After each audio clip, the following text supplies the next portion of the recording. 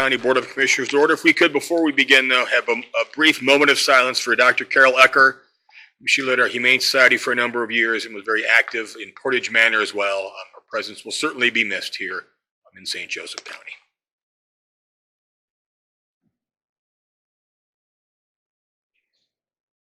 Thank you. If you please stand for the pledge and remain standing for a prayer.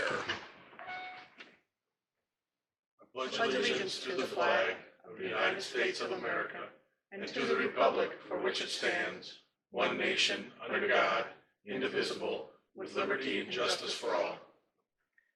Dear Heavenly Father, we come this morning to bow our hearts and open this meeting in prayer.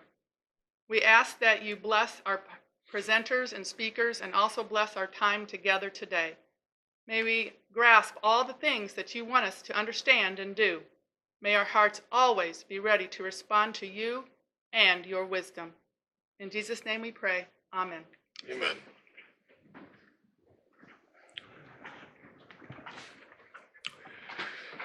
All right, first item on the agenda, opening reading of bids. There are none, so we'll move on to reports and requests. First item, the accounts payable docket. Is there a motion? So moved. Second. We have a motion, a second. All those in favor, please signify by saying aye. Aye. Opposed? Motion passes. Next, an agreement to appoint members to the board of the Development Authority. This is an agreement that our county, in conjunction with Marshall County and Elkhart County, that we pass the Regional Development Authority board members. The configuration is 2 members from St. Joseph County, 2 from Elkhart, and 1 from Marshall. And we're looking to reappoint these individuals to another 4-year term. Kristen Pruitt and John Affleck Graves are both from St. Joseph County. Dallas Burgle and Pete McCown are from Elkhart County, and John DeSalle is from Marshall County. Any questions or comments? Yeah, I don't know the first 3, but I guess it's a compromise and getting along with the other counties, so I'll support it. Good. No other questions or comments? Is there a motion? There's a motion to approve this agreement to appoint members to the board of the Development Authority. And those 5 persons outlined. And those 5 persons. Second. We have a motion, a second. All those in favor, please signify by saying aye. Aye. Opposed? Motion passes. I will note they've done a fantastic job, the RDA, in bringing resources. They are integral in delivering the Regional Cities Initiative here to St. Joseph County. In fact, they actually added a slot because of the strength of our RDA for that project, which brought over $40 million to St. Joseph County, to the region. And also then, as a result of their hard work, the Project Lift, the grant that Lilly gave, also brought in well over $40 million to our region. So the work they've done has been very instrumental in continuing to transform St. Joseph County. So I appreciate their efforts. I do too. All right, moving on to bills passed by the St. Joseph County Council at a public hearing held on August 13th, 2019. Council passed the following. We have Bill 6719 became Ordinance 6319, amending salaries for adult probation. Any questions or comments? Right, folks, do we want to do these in one slate? What's the pleasure of the Board of Commissioners? I'd probably prefer that they be done separately. Okay. So any questions or comments? Is there a motion? Motion to approve ordinance number 63-19. Second. Motion is second. All those in favor, please signify by saying aye. Aye. Opposed? Motion passes. Next item, Bill 6819, Ordinance 6419. It's the monthly transfer and appropriations. Any questions or comments? Commissioner Thomas? Yes, I was not a fan of item B regarding the $2.7 million for infrastructure planning and growth. I'm going to presume that has to do with phase 1, which I'm not a fan of. So I would not be supporting that. And item D, the Mishawaka Public Library is dipping into their rainy day fund nearly $500,000. Is there anybody from the library here to discuss that? Not seeing anybody. I would just personally be concerned about them dipping so deeply in their rainy day fund. So for the one item mentioned, I just wouldn't be supporting this ordinance.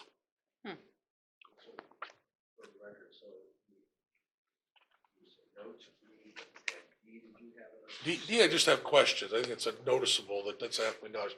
But the way I interpret the state law, I believe is different than my fellow commissioners. That I would vote against the whole ordinance. I don't believe that the commissioners have the authority to. Line item, you're correct. Nobody has a line item veto in America. Thank you. Any other questions or comments? How should we move We're forward ju- with we're this just- separately? Or We're not. We're just going to We're not? move forward with one vote Okay. and on all the items. Any more questions or comments? Just from clarification, the item B is for the first phase of the project, which is the highway garage, to renovate that for the sheriff. If no more questions or comments, that. is there a motion? Motion to approve ordinance 64-19. Second, we have motion and a second. All those in favor, please signify by saying aye. Aye. Opposed? Aye. Motion passes 2-1. Next, Bill 6419, ordinance 6619, which is making modifications to area plan, off-street parking definitions.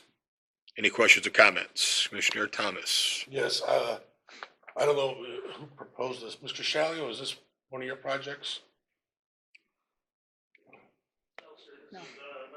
Yeah. Okay. Mhm. I can get Larry or somebody down here if you have questions. Yeah, I guess I have questions and concerns. Okay, I'll run up to the staff member down here. Thank you very much. Can we circle back to that? We can. Thank you.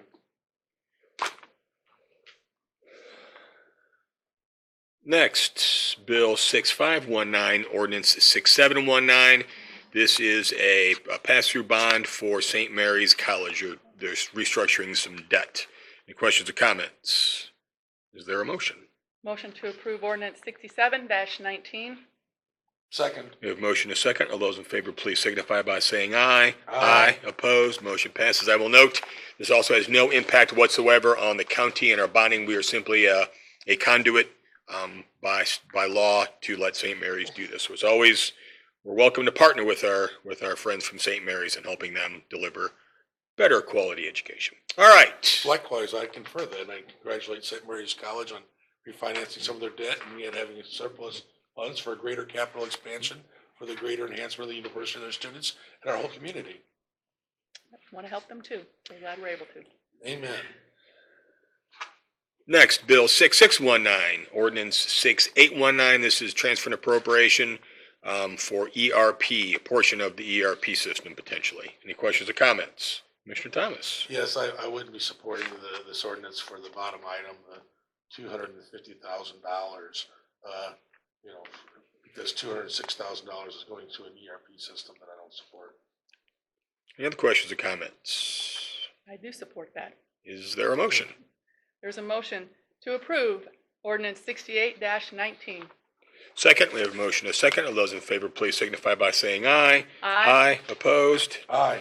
Motion passes. All right. So next, So we'll be coming back into 66-19, right? we will. Okay. Next, we have Department of Information Technology, request approval of Cumulus Solutions LLC contract. Got sent up, IT director, Joseph Johnny, technical auditor's office. And so in a continuing effort to try to upgrade the infrastructure and try to make sure that we don't get the security possibly be, we're wanting to contract with a group called Cumulus to help us with two things. One, assess our vulnerability, what work did and any other features did. And secondly, to train our employees as to how to be more safe. Probably the vast majority of folks that get hacked will do so through their employees. Let me give you an example of stuff that I get all the time. I got an email allegedly from our prosecutor, Ken Cotter, asking me to have payroll switch his direct deposit from what something. And I said, well, Ken, I have to do that, but I need you to sign it. So he replied back to me, so that, those sorts of things happen. I had been, less, and we had a good policy in place, but I just had my payroll from you guys, he lost his paycheck. I got an alleged voicemail on on our email account. And it was odd enough from Chief Deputy's wife. So I'm thinking, why would she send me a voicemail on the county email? What's going on with it? So it's fake. They want you to open it up, and then once they do that, they ask you, can't access, they ask you for passwords and whatnot, then you hack it. So it's on a daily basis, our employees are getting hacked. So far, we've been fortunate, but I think we need to take some steps and try to make sure that people are aware of what's going on. And we also, honestly, Scott and I really don't know the extent of our vulnerability. We can't sit here one of these days and say we know, where all the weak spots are. We don't know that. We'd like to be able to assess that. So with that, I'll let Scott go with some of the details. Good morning. We're presenting two things. One being the awareness training program for staff in St. Joseph County. As Mike mentioned, that is where 92% of the problems occur in letting something in the door. We always perceive this as some form of cyber attack, like it's a ship coming after this county. But really, it's an inside job. And with that, then employees can be, the greatest weakness or the greatest strength, depending on their level of knowledge about these things. And I think there's already an awareness growing, and we get a lot of calls that are great, and emails of people forwarding this thing saying it's fake, and we'll say, yes, sure is. So we do have things in place to block most of it, but again, there's these people, it's a life mission for them to penetrate and exploit and hurt and, deface local governments, medical institutions, federal institutions, et cetera. So we're all aware of that. This is a 12-month program for county employees that will involve, in a sense, a pre-test, which they won't know about. And all of this we will set up for firewalls and filters to allow. It'll look just like email, and people will be clicking or not clicking on it, receiving different sets of instructions or big red skull front stuff like that. But we have full control of what it looks like, how it acts. There will then be training that will be done, desktop delivered portal training that we can customize based on what we know about our staff and the patterns we've already seen. And then there will be a sense third part, which will be open presentation and general knowledge training, somewhat equivalent to the sensitivity trainings and the ADA trainings that we have up here for everyone to attend. So if you're not part of the learning program itself per se, then you can always go to those. Then there will be quarterly testing and analytics going in the background. The key to this is not telling. So, Now general knowledge that it's happening obviously is responsible, and so that we can say as of this day that we did address this issue, and we are addressing this issue. And the second part is that it's really good that we're offering this for our employees. we appreciate your diligence with this. We read every day that someone is being held hostage or being attacked, and once again, and the easiest portal is just through an email or voicemail that people don't realize. The full story, because no one really wants to, call someone out, shame them or whatever, but you see a local county gets hacked, and we go, well, how did they do it? And, what you find out is someone let them go through a phishing attack. Right. And giving the keys to the castle by giving them the Microsoft Outlook credentials and all that. So it's, it's not something you really want to do and spend money on, but I think you have to. I think that's just all there is to it. When you get to our range of employees, on Exhibit B, the price range will be $15.50 per seat, which will be roughly $15,000 for a full calendar year. We're not starting obviously at the beginning of the year, so this will be essentially for 4 quarters once we get started. Okay.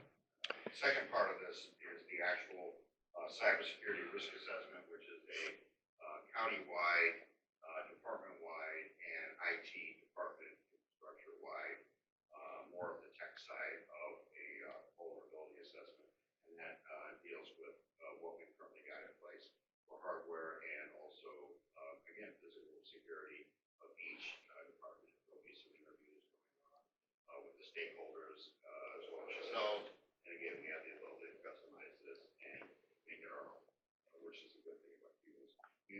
Cumulus in the past, probably in the mid-2000s when they were doing secure data vaulting, and we did some vaulting with them of our backups. So we would use them, and they were good people. They're still continuing to do cutting-edge things in their local. I think the sheer magnitude is you've got a tie on, so this is obviously important stuff that we are discussing, yes. Any questions or comments? Mr. Thomas? Thank you. Obviously, cybersecurity is a huge problem. As you mentioned, LaPorte County, was it just last month they had to pay, was it $208,000 in Bitcoins? I think 2 years ago, a southern Indiana county got bit for $185,000 held hostage. So it's not just corporations or, individuals, but governments are being attacked. I've generally been supportive of things you've wanted to do. Mike, what was you gonna say? Indiana Pacers. Indiana Pacers. But really, is it 2 contracts, right?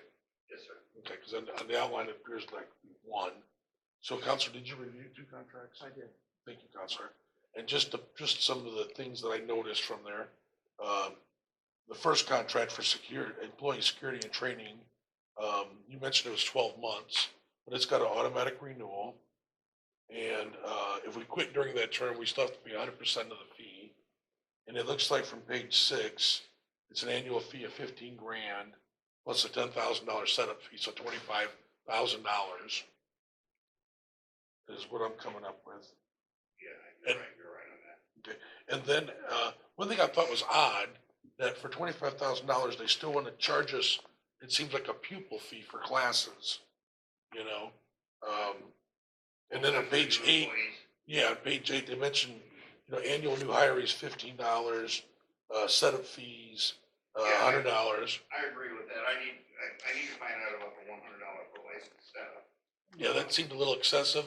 And then the fact that they were going to charge us a head count when they do trainings, because if they're doing trainings, it's a training program, it would seem like, I don't want them to turn around and say, okay, you got 1,300 employees, now you owe us another $13,000 or whatever schedules A and B are going to report.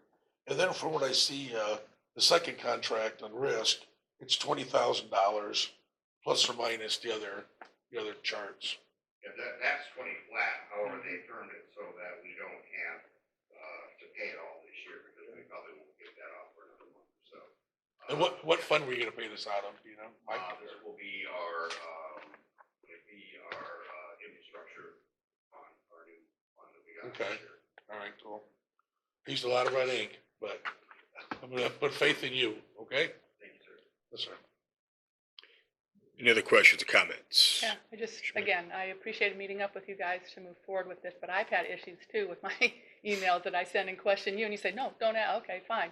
So I don't do that. So I want to make sure that our employees get trained properly for security, and that way they can continue to have our IT systems and keep our county safe, okay?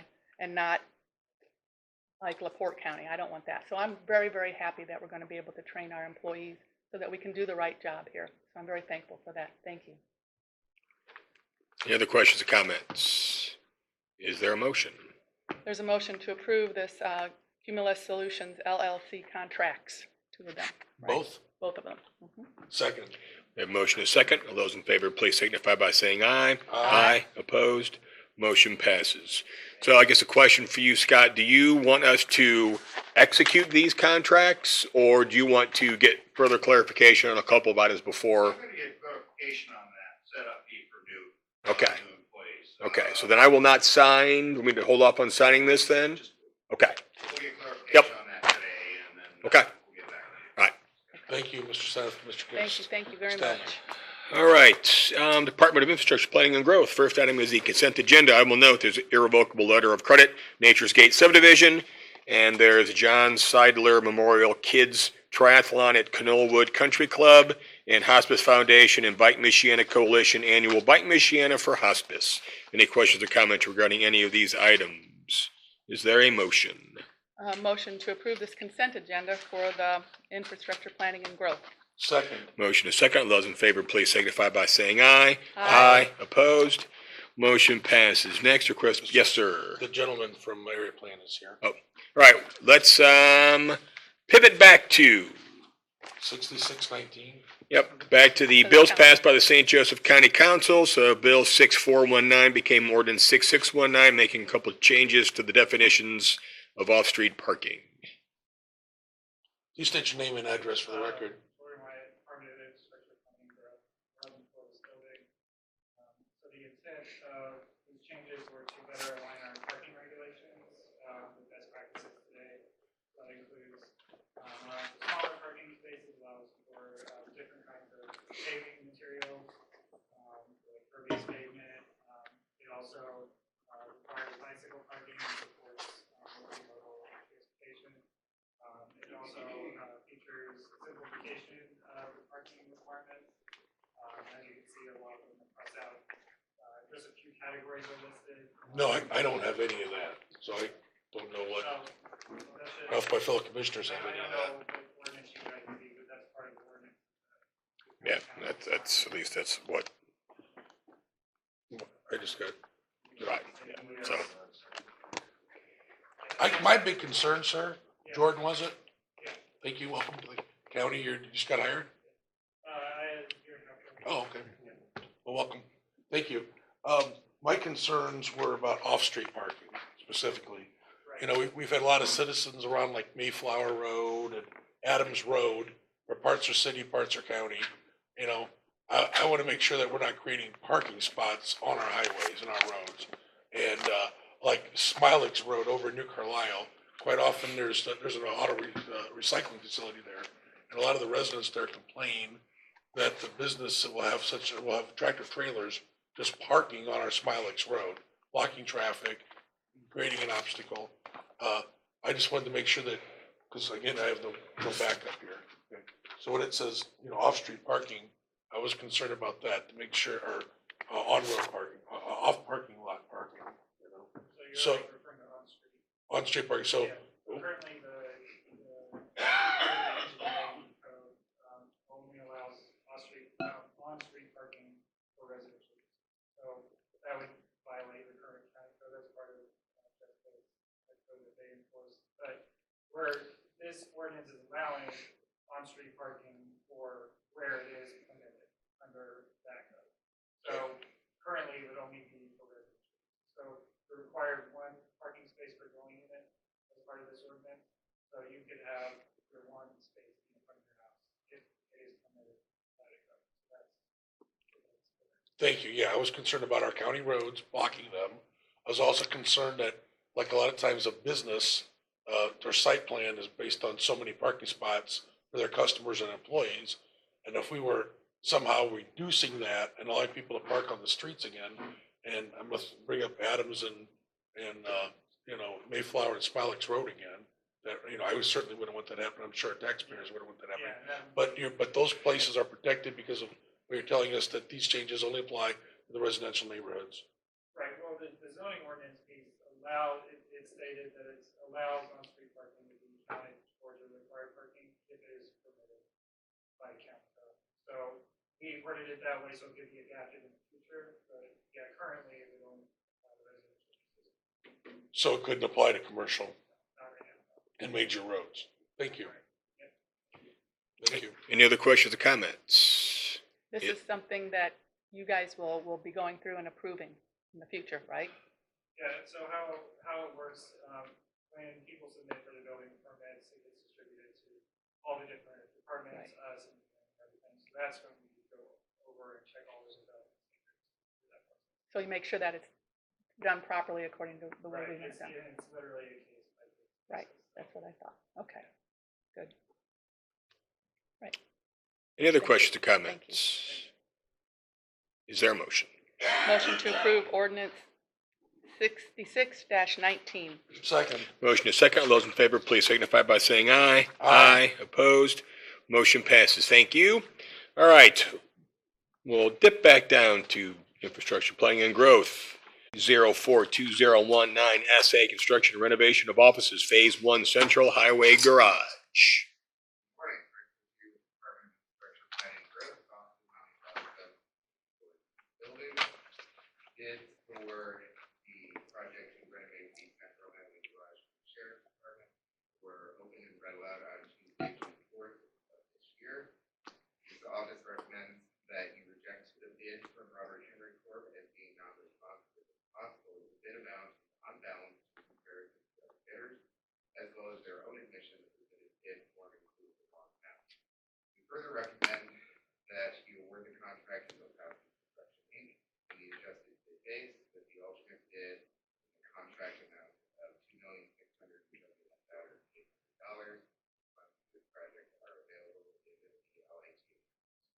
Counselor, you've, Yes, my firm last week examined this issue, myself and my law partner, Mike Triple. We looked at the documents that were forwarded, including the bid documents, as well as the response to the bid from Robert Henry, and this is the appropriate way to handle the bid, since it was indeed non-responsive. We can't fix it. So. any questions or comments? Mr. Thomas? Thank you. Frank, in the design, has the performance services people, that are trying to save us energy on utilities, have they gone through fully the initial design and redesigned it since the specs have gone out and been responded to? So John Burke has reviewed the specs, and he there are a couple things that would actually reduce the cost of some of the specs, or be cost control. So switching out the light fixtures to match the ones that are in this building, so that all the light bulbs will be the same. That would cost anyone to reduce the size of the generator or something. So Jonathan Burke, after talking to him, believes that really there would not be much effect to the bottom line cost of this, and that also needs to be handled for change. Why do you think stuff like that wasn't in the specs? Because the phone services is contracted out by county council, and this building was not part of the contract. There's part of this remodeling is gonna have a second story. Is that correct? Well, the building currently has a second story, it just increases, onto that. So part of the building was built with second story office storage, so they're just extending that second story over the bay. The Bay Area is where you're gonna put a second story and offices. Yeah. And will that have how many offices is that? 3? I'm not sure, I believe, without having in front of me, there's going to be a large conference room in that space, and a few other offices, as well as realigning the staircase to the second floor to be over that bay. Okay, so a conference room that a lot of people in theory might attend. You said it was large, right? Like I said, I hate to make a comment on that without having the specs in front of me. My recollection from the drawing is somewhere in that space is going to be an on-call. Is it gonna have an elevator and be ADA compliant? It is not gonna have an elevator, but ADA compliance does not require elevators in buildings that are less. So if someone's in a wheelchair, how are they supposed to get to the second floor conference room? Accommodations have to be made to bring them downstairs, but ADA regulations do not require elevators in buildings. I've said it before, and you might have heard me here in at budget meetings, that I think to try to recycle that building for this purpose is not very wise. I think it'd be cheaper and smarter to build a whole new building, possibly when it's possibly a county campus that includes the future room for other departments that are needing space. And so I just can't support this. That doesn't seem to make any sense. It's not good. Although I fully support the sheriff and his staff, I think they deserve better. I think the taxpayers deserve better. And I heard that we're going to do something, a conference room that's not even ADA compliant is just, again, it just shows we must be bidding on Greenland or something. It just doesn't seem to make any sense. Any other questions or comments? I will note, the building is ADA compliant, that it is not, so that the statements that are continuing to be made that it is not are not accurate. But aside from that, is there a motion? There's a motion to approve the board award, or they want to award the contract to the Alkowski Construction Incorporated in the adjusted base with the alternative bid contract. So, is there a second? Second. We have motion is second. All those in favor, please signify by saying aye. Aye. Opposed? Aye. Motion passes. I will note, typically speaking, from a construction project standpoint, it is much more economical to rehab existing structure than to build new, especially given what construction costs are now moving forward is much more. So from an economic standpoint, we're trying to accomplish what the sheriff is accomplishing, who's fully in support of this project, by doing it in the most economical, in a more economical manner. All right, moving on to request approval of bid award BLDG 2019 SA Furniture, Fixtures and Electronics, Phase 1 Central Highway Garage. Bids for the above project were open and read aloud on Tuesday, June 25th of this year. The office recommends to approve awarding this project to Office Interior, contract amount of $174,410 and 17 funds for the project are available. Any questions or comments? Is there a motion? Motion to approve this bid award to Office Interiors. Second, we have a motion and a second. All those in favor, please signify by saying aye. Aye. Opposed? Aye. Motion passes 2-1. Thank you, Frank. Next, request approval of GIS Pictometry Change Finder Agreement. Good morning, Bill Shalio, Economic Development Director with offices on the 11th, 7th, and 4th floor. The proposal before you today is with Pictometry. Pictometry has been a long-standing partner with our GIS team. The proposal before you today is specifically for the Change Finder software module, service module. The Change Finder module will take the aerial photography that we're having flown, identify all the current buildings, and then identify all the building additions or subtractions that have occurred since the last flyover or the last time the construction layer was created. Prior to this year, we did this again in 2017 and reviewed material changes since 2010. So the goal is, with this work, every 2 years when aerials are flown, this service will be updated. This work is, the cost of the service proposal is $43,000 every 2 years, but we've worked with the company to split that payment into payable every year so that we can split the cost and lower the cost. So it's a $21,533.60 cost per year over the next 6 years, assuming we fly flights over the next 6 years. This cost will be entirely absorbed by the assessor's office. Rosemary is a partner in this project and is excited about using this tool set. Her office will actually be the largest beneficiary of this project. So we ask for your approval. This is the last of all the GIS proposals. We are making a massive upgrade to our GIS system by doing all this work and creating long-standing budgets. We funded the GIS office on paper for the next 6 years, so it's a well-reasoned approach to moving things forward. Questions, I would be happy to answer. Are there in fact any questions? Mr. Thomas? Ms. Shalio, thank you for working with Ms. Mandrici, the Honorable Assessor, in getting this negotiated. Any other questions or comments?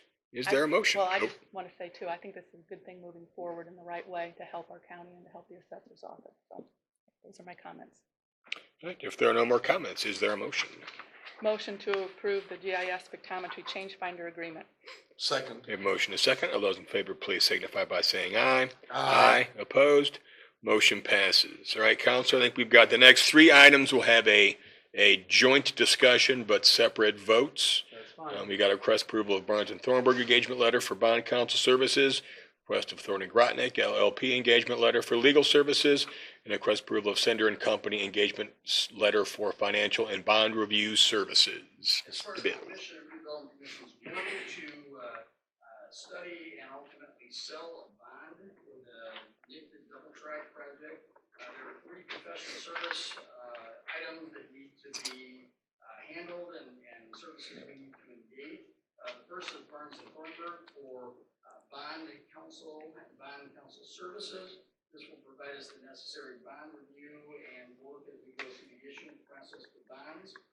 The second item is legal services related to the bond itself and representation for the county and the County Redevelopment Commission. This is a contract with Thornton Grodnick. And the last is with Sender and Company to provide financial services as well as serve as our independent registered municipal advisor as we go through the process for a bond sale. The Redevelopment Commission approved all of these at their meeting on August last week, so August 8th. Or August 13th, I'm sorry. Any questions that would be happy to answer? Also note that, bless you, Bless. that we are currently in negotiations with the city of South Bend to lower the dollar amount of the bond that's going to be, even though the redevelopment commission passed the highest possible level, We did that because we can always reduce the amount, but our intention is to have an agreement in place with the city of South Bend the next couple of weeks so we can move forward with this project as well, at half of the rate with which we had proposed the redevelopment. Counselor, have you reviewed? I've reviewed all the agreements, including the ones from my firm, obviously, and Barnes and Thornburg and Sender and Company, and the ones from, they're consistent with what engagements have looked like from all of these entities as we've worked on projects in the past successfully. Questions or comments? Mr. Thomas? Well, there's a citizen wants to talk, so to give the citizens the right to ask first. Good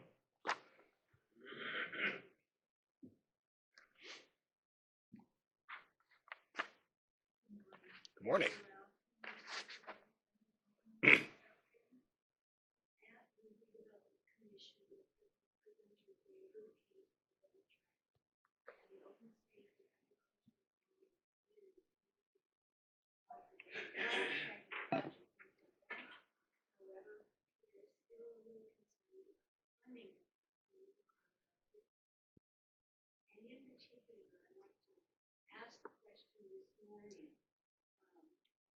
They stated that the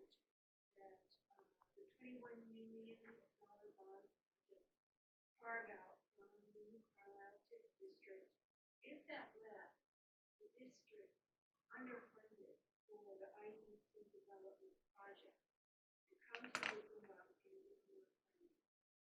My question is, where would that additional funding come from, and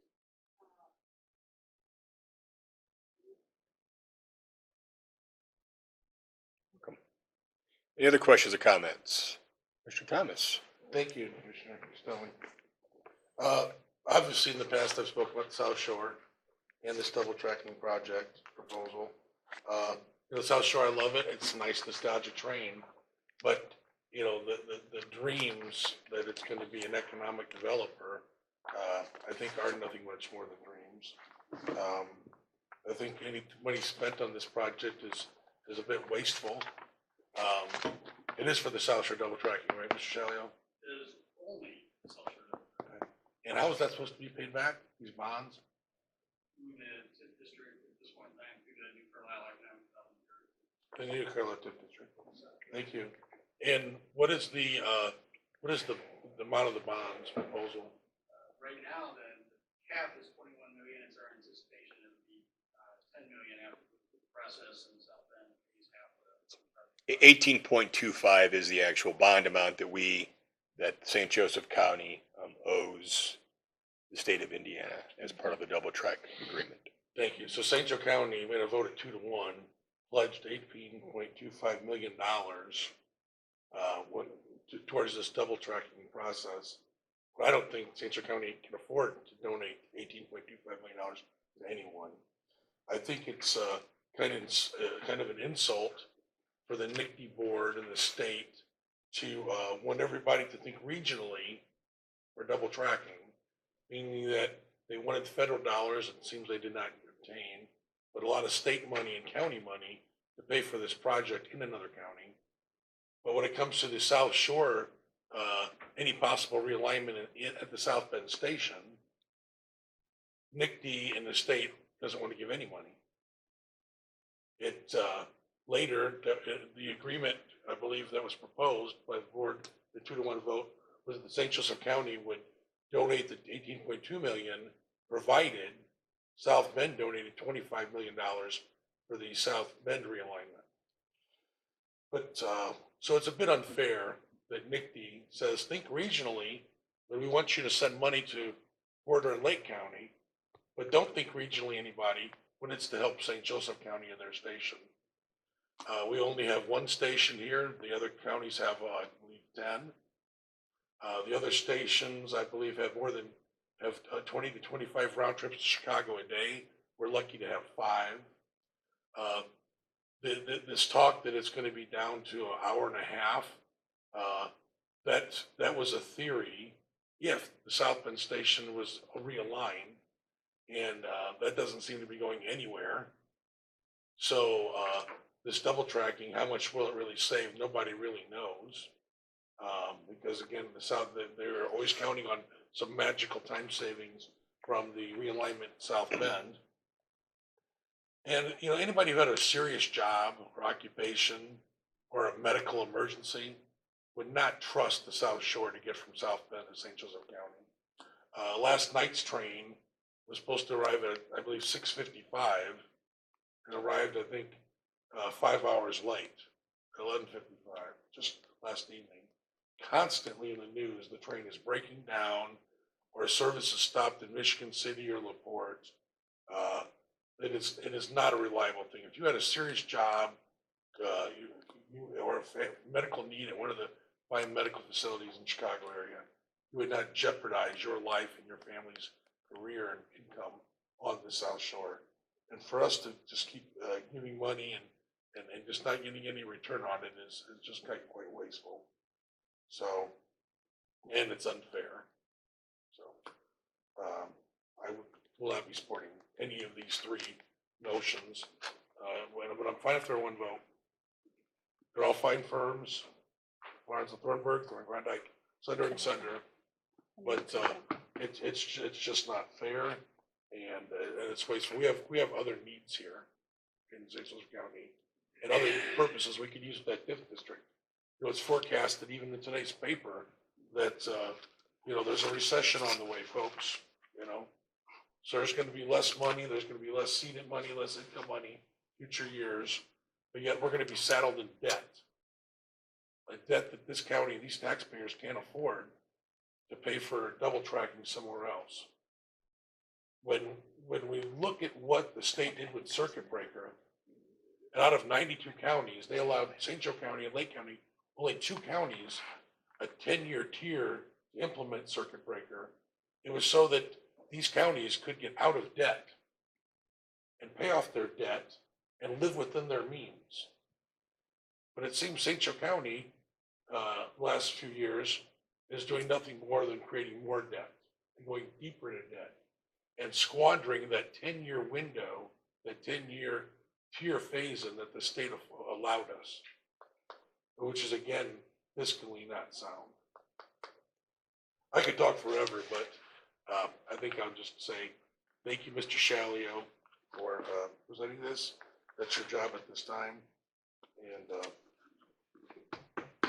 All right, so a couple of comments. Number one, I hope if you've got a medical emergency, you're not going to take the South Shore into Chicago to get treatment, because I would agree that would not be the wisest method of transportation to seek that. Just a couple of areas to kind of clear up. Number one, this is, from a state standpoint, this is unprecedented in state history, the amount of state funding they're putting towards this double track project. So so the state must be under the same misconceptions that the 4 corridor counties are as well, because they're putting in an additional $205 million towards both this double track and the Westlake corridor project. And while no work is being done here in St. Joseph County regarding double track, we are the second biggest beneficiary. We might even be the biggest beneficiary of the double track work, because the savings, which are estimated between 20 and 25 minutes of eliminating the log jam through Michigan City, our riders will reap the benefit of that. Who really is getting no benefit out of this are the Porter and Lake County riders, because the trip isn't going any faster for them. So from a St. Joe County standpoint, we are definitely getting a benefit from this in a faster ridership. Well, I'll agree, it would be nice if the city of South Bend would figure out what they want to do regarding the train station. But that's one of the reasons why, given that uncertainty, we made the pivot to reduce the $18.25 million spent that the county is being asked to spend up front, to share that with South Bend while we continue to work through what the cost of the new train station would be. Thus, we are removing the level of debt and lowering it by half as we look to see where a new train station could go. I think St. Joseph County in the last 10 years have been extremely prudent, especially in the last 4 or 5 years, in reducing the number of debt that we've had. The only reason we're taking on projects now is because we have lived within our means. We have reduced debt.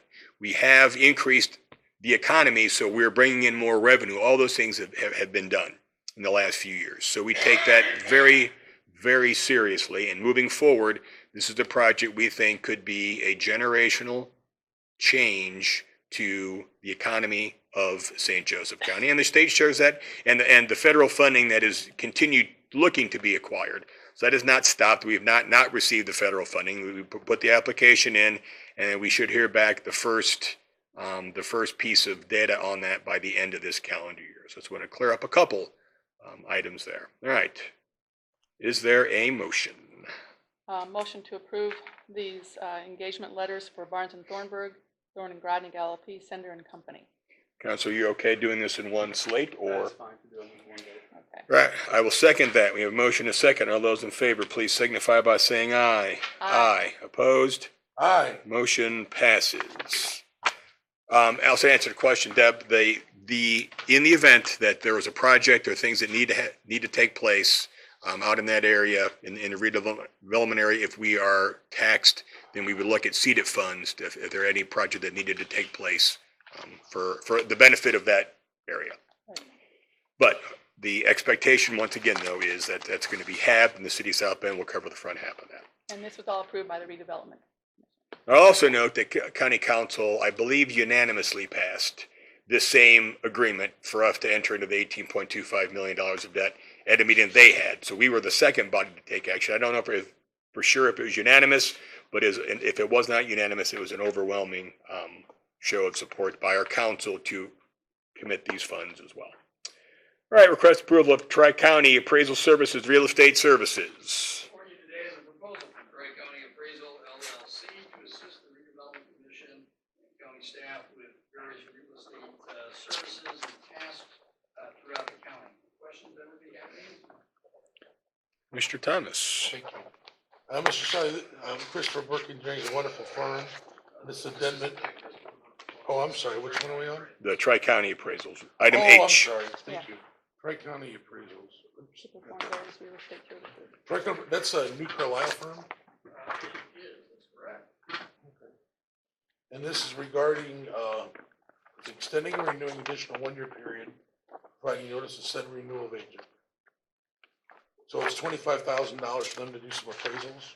So they be advising us on real estate acquisition and real estate services. This isn't specific to doing any appraisal. But it is in the New Carlisle area. It would actually be countywide. There may be some activities that occur in New Carlisle, but somewhere other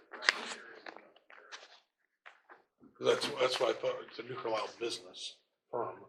So I would, We like to do work with St. Clair County. and I appreciate that. But, I think I smell this as being part of the IEC, so I will not be supporting it. Any other questions or comments? Is there a motion? Motion to approve the Tri-County Appraisal LLC Real Estate Services for the county. I'll second that. We have a motion and a second. All those in favor, please signify by saying aye. Opposed? Aye. Motion passes. Now, approval of Christopher B. Burke Engineering Addendum Number 1, Indiana Enterprise Center. Yep, sorry. This is addendum number 1 for work that will supplement the work they had previously started over the last year and a half. We've been working through many studies, many reports. This is work that will be done to further some wetland studies, some specific studies related to threatened and endangered species, historic and cultural review, work with our wastewater management practices and stormwater management practices as we look to modify and upgrade our systems up in that area in our processes. The amount of addition or addendum to this work is $57,000. Any questions I would be happy to answer. Commissioner Thomas. Thank you. Again, Chris Burke Engineering, a fine company. And this is with the Indiana Center, potential issues. Would it have anything to do with the Nesbajani possible realignment?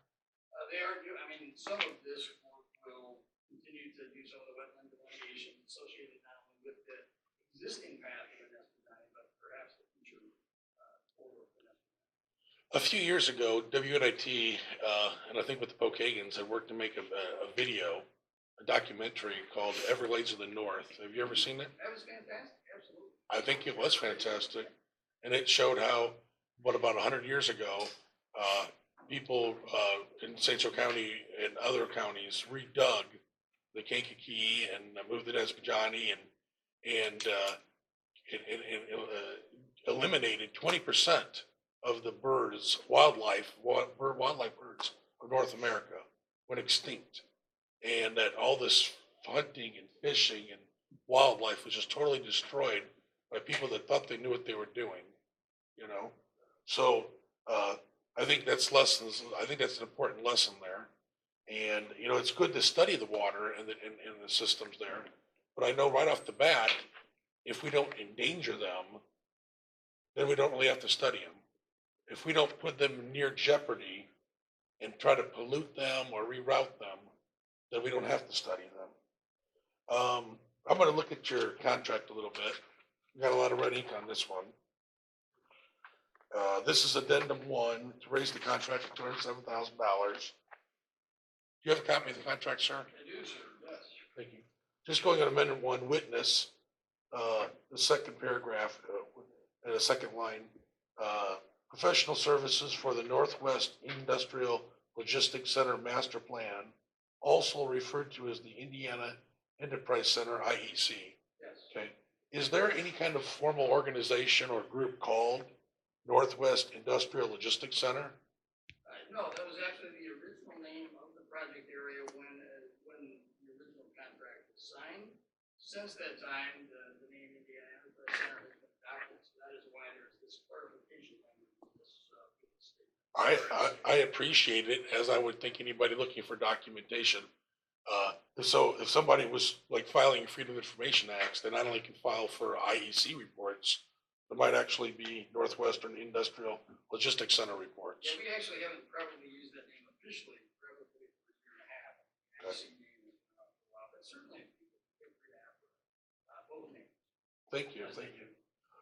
And just going down a little bit, item 5, item 6, it says LFA. I'm sure that means Lawson Fisher and Associates. It does mean Okay. yes. I would think that the contract, maybe somebody should have just spelled it out to be Well, a actually, little clear. the original contract does say Lawson Fisher in point 4. Okay, And so this is being an addendum. That's generally how legal documents are written. Once it's used once. Thank you. Which is opposite of how it's written above here. At the very top, it says, St. Joe County, blah, blah, blah, owner, This is Bert, addendum language. CBBEL. This isn't supplemental. It would seem that it'd be consistent. So lack of consistency, if nothing else. Thank you. Item 7, it says IEC prime sites with a capital P. Mhm. Is that prime, what does with a capital P indicate? And what are non-prime sites? So the prime sites identified in the original work scope were those from Edison all the way south to. Do we, What's the, maybe to help Mr. Shelley, the map attached? I believe it's Henry Road. The map attached, is that fair to say? Those are the prime sites? Yeah, no, that's actually, the map is, that's specific to the project area representing the ditch, the current ditch or current ditch along the path. No, they're, the prime site area is all of the properties that were identified originally for potential site certification. So that might go all the way to the state line? No, And that all the way goes south to from- Henry? No, that's completely in the 7,200 acre core development area. These properties identified as prime, capital P prime, would be between Edison and Henry Road south. Edison to Henry. Thank you. Can I ask a question? Sure, go ahead. Prime sites, because it has a P, is that because it's formally defined in the original agreement, I Mr. believe that is Shallow? correct, yes. Okay. Again, this is an addendum document. Correct, that I understand. In item 8, you mentioned that it says Nesbitani Ditch Corridor, 150 feet, and the FLA, or LFA, proposed ditch relocation corridor, 150 feet, and the regional detention basin area. Is that 150 feet, what does that number signify? The length? So a 75-foot wide corridor is what's required, I believe, for a center, from center line of ditch, left to right, north or south, as a wetland study or as a study was done, so that's why it's 150-foot wide corridor. When I was on the drainage board, we would say that we had legal authority on 75 feet of each from the center. Thank you. 150 feet. I think on the map, or somewhere, it refers to the Huckleberry Ditch as a county ditch. I think that's actually a civilian ditch. Actually, the Huckleberry ditch isn't, it's Huckleberry Road, it's actually the Rogers Park ditch, which is a regulated ditch. And on item 10, where they're gonna study draft, obviously that's gonna be significantly different now that we have a power plant drawing millions of gallons of water, and the town of New Carlisle has a water plant drawing X number of gallons of water. So, I'm sorry, I don't understand the question. oh, item 10, draft. Right. Obviously, the draft would be important, because the amount of draft has changed significantly from the new town wells and the new wells for the power plant. Draft, in this particular wording, use of the word draft in this particular case is a preliminary wastewater utility master plan, not a draft of water coming out of the site. Oh, groundwater. Okay. Clean groundwater that are pumping out? No, the draft, like a preliminary report. Oh, a report, not draft of water. Oh, okay. Yeah, yeah. Okay. Preliminary report. All right, thank you. No problem. Thank you. Do you know if there's ever been any studies done to compare the pre-power plant projections and the pre-Newtown well projections on draft of water? Were there any, has there been any studies to see how accurate those predictions were? We actually did a report with Peerless Midwest, late last year, early this year, that looked at the numbers and gallons of water produced a day for both communities. So we have those numbers. They're using a lot less water because it's much more efficient. So a lot less water is being drawn out. We don't know the exact gallons per day. But we do have all those numbers as part of this. And as part of the work we're doing annual monitoring to make sure we understand the amount of aquifer water being used for all of our investments. Yeah, I do understand that the site is using significantly less water, and it's still technically in phase 1. And phase 2 is where it's built, would double the pumping. But I'm also concerned about all the wells for like, there were studies before that showed all the wells within a half mile, 5 miles, and how many feet these farmers and residents were going to lose pressure. Has there been any kind of comparison of their draft? How much, when they predicted that me who live someone pretend I lived a half mile away, and they said I was going to lose 7 feet of draft, how much did I actually lose or not lose? Yeah, Has there been any studies of that? The Peerless report covers all that. It's been a while since I've reviewed that. Okay. But that Could is- you write me up just a small little, 1-page synopsis Yeah, of, you can provide- of just provide you the comparing? report. No, I don't need the report. I want waste paper. Just a 1-page report that shows these were the predictions and this is what the reality was, so we can see how accurate the predictions were. We can work with you to that information. I'm pretty good friends with the town people. But, yeah, We can get you that. thank you very much. Any other questions or comments? I would just add that what we're trying to accomplish in not just the New Carlisle area, but other areas that we're looking for potential development is we want to make sure that it's responsible development, that actions and impacts that are made are appropriate, are measured, and we know what the ramifications are, so we don't have situations as, with South Bend and some of the issues that we're seeing out on Mayflower and things, because that was not done with enough due diligence. So I think that's why it's important that we're looking, because we don't know if an action may be taken, but we want to make sure in the event that someone comes to us looking for this to happen, that we are prepared to address it intelligently and properly. Totally agree with that. Yep. Is there a motion?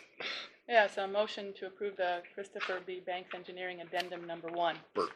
Or I like where your I'm head's sorry, at, though. Burke. I'm All sorry. right. We have I will second that motion. Motion is second. All those in favor, please signify by saying aye. Aye. Opposed? Aye. Motion passes. Next up, emergency management. Request approval for lease of tower space. Make the motion on the table. I make a motion on the table.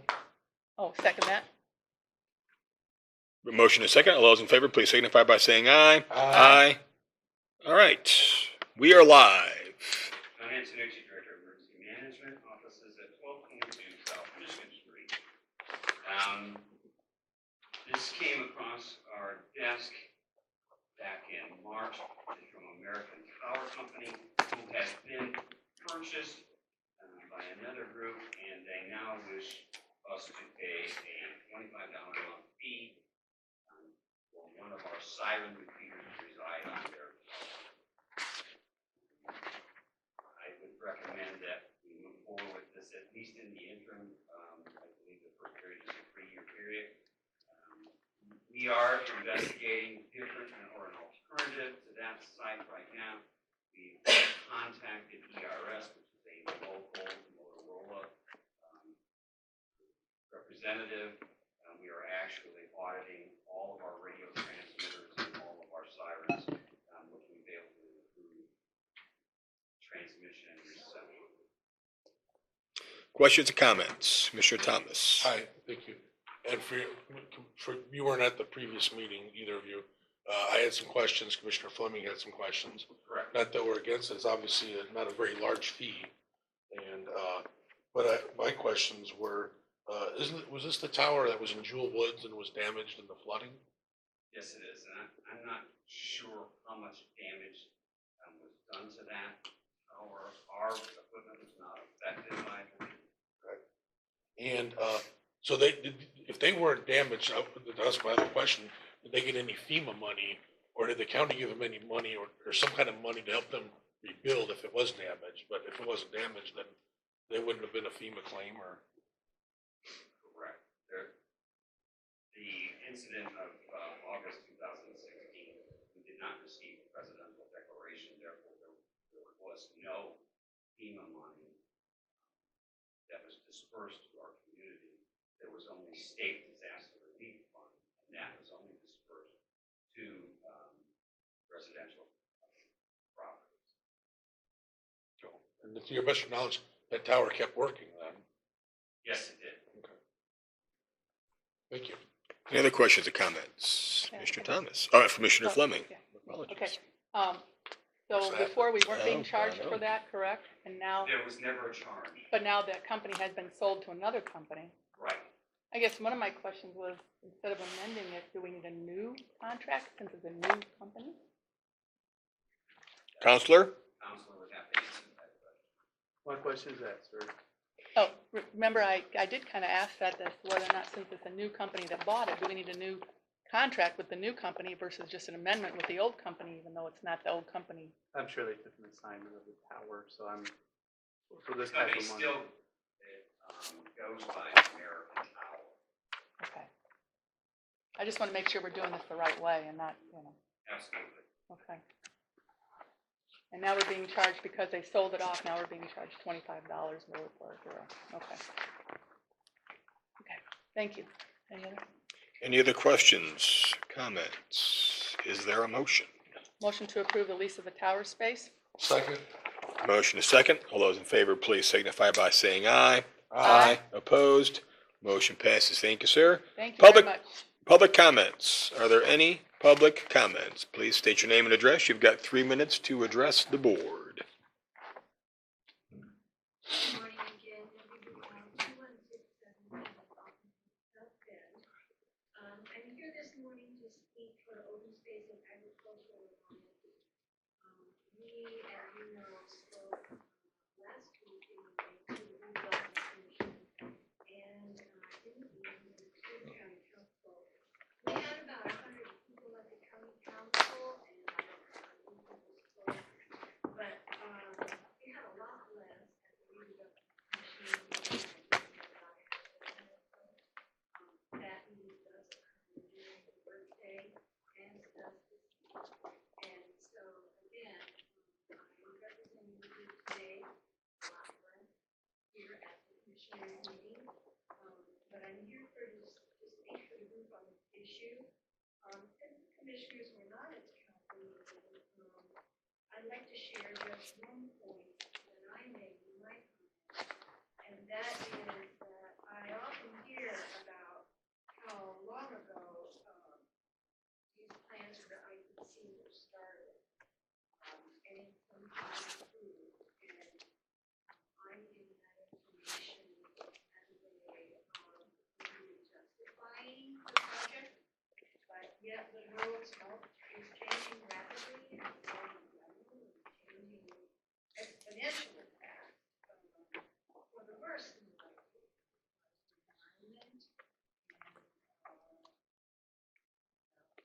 Hill.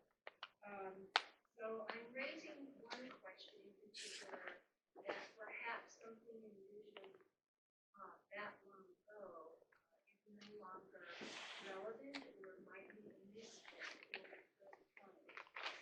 And in that spirit, going forward, after the meeting last week, we are continuing to meet with the various legislators, and we would like to meet with commissioners as well.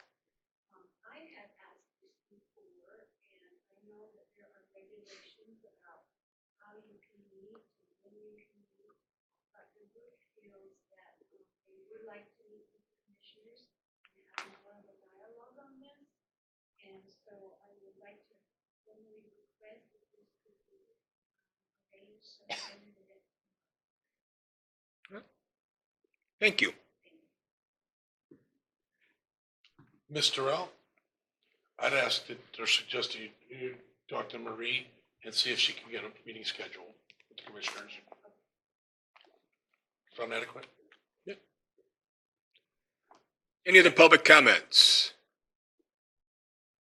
Hearing none, a motion to recess is in order. So moved. Second. All those in favor? Aye. Aye. Opposed? Tough luck. We are recessed.